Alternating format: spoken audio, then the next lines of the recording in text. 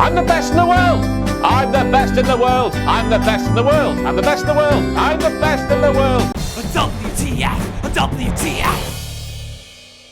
Bonjour, je m'appelle Ross Twiddell, two-way mon-sexual wank pheasants, and welcome to all the WTF moments from last night's WWE Raw. A WWE Raw that started off sort of like that, then towards the end just went poof, rocket strapped, right into the stratosphere, brother. The ending was delightful, the rest of it not so much, so let's prod it with a stick. So according to Renee Young, what happens inside a Lucha House Party stays inside a Lucha House Party, which raises one question apart from why was the Lucha House Party allowed 3 men in a tag team battle royal? That question, of course, is what is those little masked men hiding from us? Now, with the way those little men fly around a room making random noises here and there, it all points towards Toot, doesn't it, Renee? Thick rails of Lucha Toot. You've dropped me in it there, haven't you, pal? Never forget that while Braun Strowman was throwing around Kalisto like a newborn baby that you don't quite like, the Kalisto is undefeated against Braun Strowman in his 2 singles matches against him. Kalisto won a dumpster match, while the other one ended in a no contest. Now, if that doesn't prove that anything is possible, I do not know what will, because that charismaless vacuum of utter nothingness is absolute shite. So while the entire Raw tag team division, who are supposedly big, tough, professional wrestlers, real thick, meaty men, run away from Braun Strowman, out strolls Lady Bollocks to walk straight into the fire. She's not gonna back down from Braun. She's not scared of Braun. She's the monster among monsters, isn't she? However, man, Steffi's a pissed off ogre, for Christ's sake, with big, strong country arms.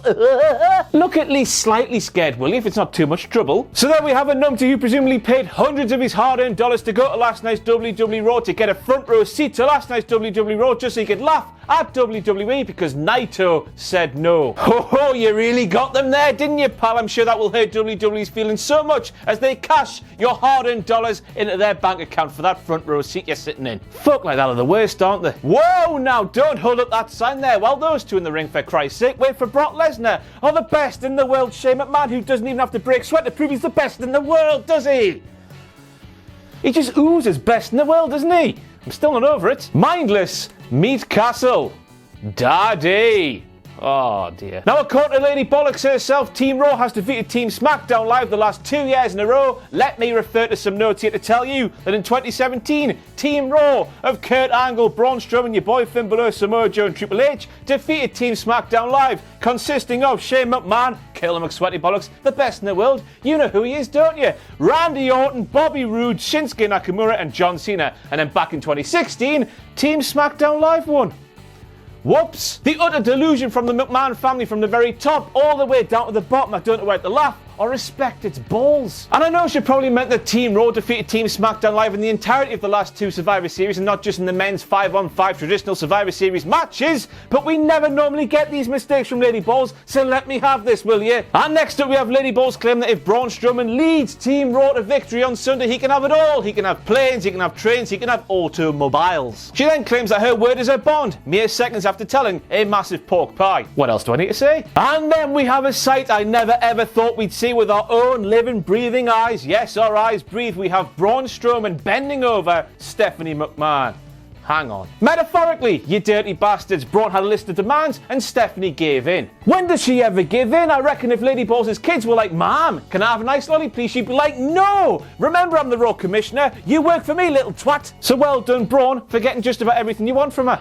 Good work. Mago, mago, mago, mago, mago, mago, mago, mago, mago, mago, mago. Buy this here t-shirt from cultaholic.com/shop, and then remember that Michael Cole said on last night's Raw, Ronda Rousey almost broke the arm belonging to Lady Bollocks. Don't you dare tarnish what has to be one of the best moments of 2018 so far, Michael, you utter kiss ass. That sight there is rarer than a northern hairy-nosed wombat, Michael Cole, and you're downplaying it. Don't. I'm going to neuter you. Braun Strowman there, claim he's going to cut the bollocks off a big baldy bastard Baron Corbin after Survivor Series, with choppy PP making the most unexpected return to WWE since Daniel Bryan. What a time to be alive, eh?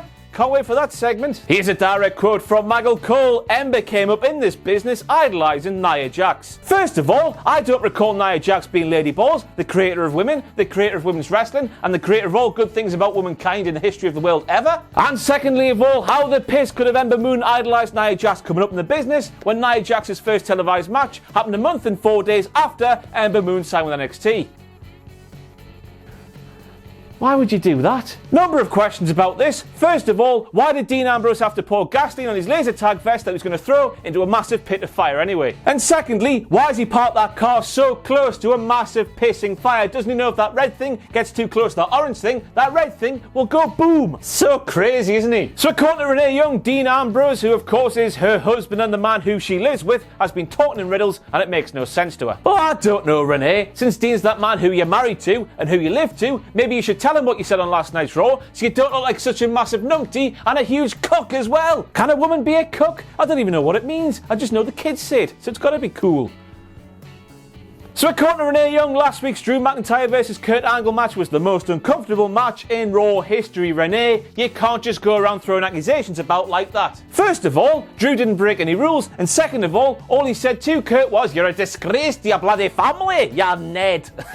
Sticks and stones and all that, Renee. Sticks and stones. This is all just clearly one of those cases of, oh, that's the last thing I saw, so it's got to be the worst because professional wrestling fans can't remember something that happened 5 minutes ago. Made a grave mistake. And then Corey said the same. Brainwashed. A lot of them. Last week you crossed the line, your boy Finn Balor said to Drew McIntyre. What are you talking about, Finn? Drew left TNA ages ago. He stood in front of you in a WWE ring. Fire content. Oh God, they're doing it with Drew McIntyre now because after the rip-roaring success that was the big bully bastard Baron Corbin versus your boy Finn Balor feud, everybody wants to see a tall man take the piss out of a short man, don't they?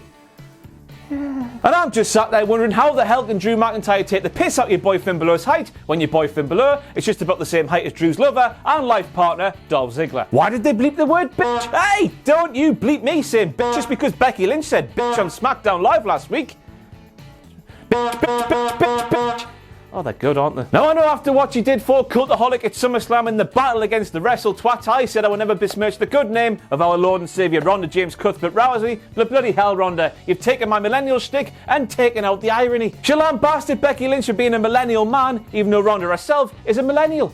Bitch, bitch, bitch. Ah, for God's sake. So yes, there we have more proof that WWE are watching these videos, taking what I say and putting it on their own television shows. More of that, WWE, and you'll have to pay me checks, or I'll tell me mom. Don't make us tell me mom. Conor Lesnar, cleaning house. Who the hell put LSD in my tea? Google it, bitches. I'm not here to educate you. Yes, I've outsmarted the bleep machine here at Cultaholic, just like Paul Heyman outsmarted Kevin Dunn on last night's WWE Raw. But seriously, just imagine all of the pure little Jimmies asking their parents, what does Google it, bitches mean? Fantastic. Leave the memories alone. Remember last year when WWE Champion Jinder Mahal called out Universal Champion Brock Lesnar for a match at Survivor Series? Well, just as you were starting to forget about that, WWE did that segment there on last night's Raw, and just please never ever forget, because Jinder Mahal versus Brock Lesnar is a match we all deserve, isn't it? Now, I'm just going to mention this so I can say I covered it, but on last night's Raw, Brock Lesnar said to Paul Heyman, you should listen to Jinder Mahal's shanty shtick because he's Jewish. Now, no one here at Cultaholic knows what Brock Lesnar meant by this, but it sounded really nasty and something only Brock could get away with. Let me know what it means in the comments below, because I really am interested. I hear they teach you to land just like that in wrestling school. Oh no, wait, they don't. Rest in peace, Sunil Singh. I need to know what Randy Orton and Brock Lesnar have against the Sunils. Sings. Oh, this bollocks does mind the pels in every single year, but I've got to mention it because this show is called WTF Moments. So we have SmackDown Live Women's Champion Becky Lynch invading Raw, assaulting Raw Women's Champion Ronda Rousey, walking through the backstage area, through Gorilla, telling the music man, ho, play me song, will you? And yet nobody on the Raw side of things stopped her. No questions asked. It makes no sense, does it? Surely a woman invading a show and taking down one of Raw's champions should be arrested and stuck in Raw jail. It takes you right out of the moment, doesn't it? So Becky hates Charlotte, Charlotte hates Becky, Becky hates Charlotte, Charlotte hates Becky, and Becky hates Charlotte, and Charlotte hates Becky, yet Becky and Charlotte are working together like the bastard Dudley boys. I know we had all of this, just put it to one side and then after Survivor Series you can tear each other's heads off, but Charlotte and Becky are a bit different to that, aren't they? One of the most personal feeling feuds we've had over the past decade or so, and it's just cast aside because Survivor Series. Me tits are so tender, that does me head in so much. Rumours have it that young man there is still hanging. So hang on a second, we have Lady Balls having a go at Big Baldy Bastard Baron Corbin because Big Baldy Bastard Baron Corbin didn't know how the SmackDown Live superstars got into the arena for last night's Raw. Surely, as the commissioner and Big Baldy Bastard Baron Corbin's boss, Stephanie should know more about what's going on Raw than Big Baldy Bastard Baron Corbin does. We got there in the end, didn't we? Aye, it's only Lady Balls' show when it suits Lady Balls, isn't it? But anyway, how on earth didn't Big Baldy Bastard Baron Corbin know how the SmackDown Live superstars got into the arena? Because surely, over the past 2 years, he took part in an undersea siege or two, didn't he? Yes, he did. He should know how they got in there, because he did it himself. And now it's time for this. Wankety wank, wankety wank, wankety wank, wankety wank, wankety wank, wankety wank, wankety wank. Hello and welcome to Wankety Wank. You know how it goes by now. Thank you to Robert Mesa and or Masa for pointing out something that they said on last night's show was complete and utter hog's wash. No, it's not what you think. It's the fact that Michael Cole and everyone currently said that Survivor Series on Sunday is sold out, but that picture here, not there, here, says otherwise. Thank you, Robert Mesa and or Masa. And before we get to the big crescendo of these new WTF moments, I need to thank the person who ever did that, because I am now in love. And now it's time for the thing you've all been waiting for, the most successful thing I've produced since John O'Clock. It's time for this thing. Play the lovely, succinct, condensed intro, please, Richard. The WWE are talking complete and other bollocks ahead of Survivor Series because Raw and SmackDown superstars have faced each other at the Royal Rumble, at WrestleMania and Crown Jewel, and a myriad of other events totalizer. I know it's killing you inside to know, but how many times on last night's Raw did anybody on the show mention that this is the only time of the year that Raw and SmackDown Live go head to head? One. Worth the wait, wasn't it? And that's it for the WTF moments from last night's WWE Raw. I've been Ross from Cultaholic.com. Thank you for being a sexual wank pheasant. What's that?